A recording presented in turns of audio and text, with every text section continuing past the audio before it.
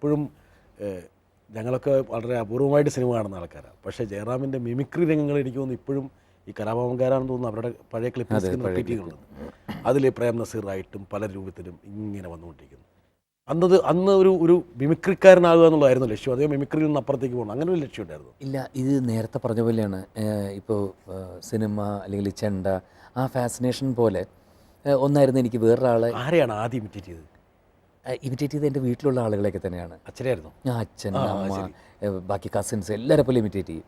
അത് കഴിഞ്ഞിട്ട് പിന്നെ കുറച്ചായിട്ട് സിനിമയിലുള്ളവർ ഇമിറ്റേറ്റ് ചെയ്ത് തുടങ്ങി. പ്രേം നസീറായിരുന്നു പിന്നെ ഒരു വലിയൊരു ആ കാലഘട്ടത്തിൽ ഏറ്റവും ഇഷ്ടപ്പെട്ട് കണ്ടിരുന്ന ഒരു ആക്ടറായിരുന്നുകൊണ്ട് അത് മിമിക്രിയിലുള്ള സമയത്തിന് സിനിമയിലേക്ക് വരണമെന്നുള്ളൊരു ആഗ്രഹം ഉണ്ടായിരുന്നു. പിന്നെ എനിക്ക് തോന്നുന്നു പിന്നെ എസ് എസ് ആറിൻ്റെ കാര്യം പറഞ്ഞപ്പോൾ അദ്ദേഹത്തെ തന്നെ ഒരു പ്രാവശ്യം ഞങ്ങൾ ദുബായിൽ പ്രോഗ്രാമായിട്ട് കലാഭവൻ്റെ മിമിക്രി ചെന്നപ്പോൾ അദ്ദേഹം വേറൊരു ആവശ്യമായിട്ട് അവിടെ വന്നിരുന്നു. അപ്പോൾ അദ്ദേഹത്തിന് മുമ്പിൽ വെച്ചത് കാണിക്കാനുള്ളൊരു അവസരം എനിക്കുണ്ടായി. അദ്ദേഹം എങ്ങനെ എടുക്കണം എന്നുള്ള അറിയാതെ ഫുള്ളായിട്ട് ഞാൻ കാണിച്ചു. മൂപ്പരുടെ റിയാക്ഷൻ തരും. മൂപ്പരുടെ റിയാക്ഷൻ എന്തായിരിക്കും? പുള്ളി ചിരിച്ചിട്ട് അങ്ങോട്ട് എൻജോയ് ചെയ്തിട്ട് എന്നെ വന്ന് കെട്ടിപ്പിടിച്ചു. ആ ഫോട്ടോസൊക്കെ ഇപ്പോഴും എൻ്റെ കയ്യിലുണ്ട്. ശരി. അതെ, കെട്ടിപ്പിടിച്ചിട്ട് പറഞ്ഞു.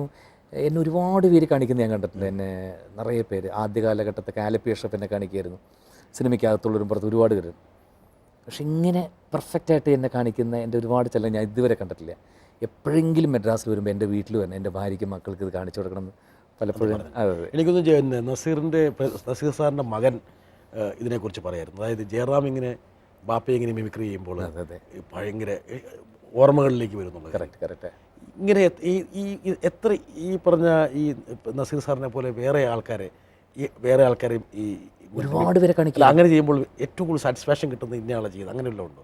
അല്ല, തുടക്കകാലത്ത് ഞാൻ ശിവാജി ഗണേശൻ, തമിഴിൽ ഒരുപാട് പേരെ പറ്റി, ശിവാജി ഗണേശൻ, തേങ്കാ ശ്രീനിവാസൻ, അങ്ങനെ MGR കുറേ പേരെ തമിഴിലെ കാണിക്കുമായിരുന്നു.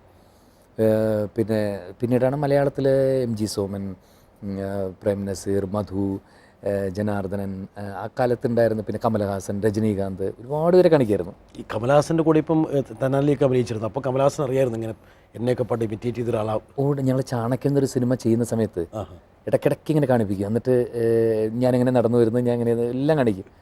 പിന്നെ അതിനുശേഷം പലപ്പോഴും പോകുമ്പോൾ സരികയൊക്കെ ഉണ്ടായിരുന്നപ്പോൾ ഒരു സെറ്റിലൊക്കെ എനിക്ക് തോന്നുന്നു മറ്റുള്ളവർ അവരെ ഇമിറ്റേറ്റ് ചെയ്യിക്കാൻ വേണ്ടി ജയറാമിനോട് വേണമെങ്കിൽ പറയുമായിരിക്കും. അതെ. പിന്നെ പക്ഷേ അധികം ഈ ഫസ്റ്റ് സിനിമയിൽ വന്നപ്പോൾ തന്നെ പത്മനാഭൻ സാർ എനിക്ക് തന്നൊരു ഉപദേശങ്ങളൊന്നതായിരുന്നു. മിമിക്രി എന്ന് പറയുന്നത് ഒരു ഐഡൻറ്റിഫിക്കേഷൻ ഇല്ലാത്തൊരു കലയാണ്.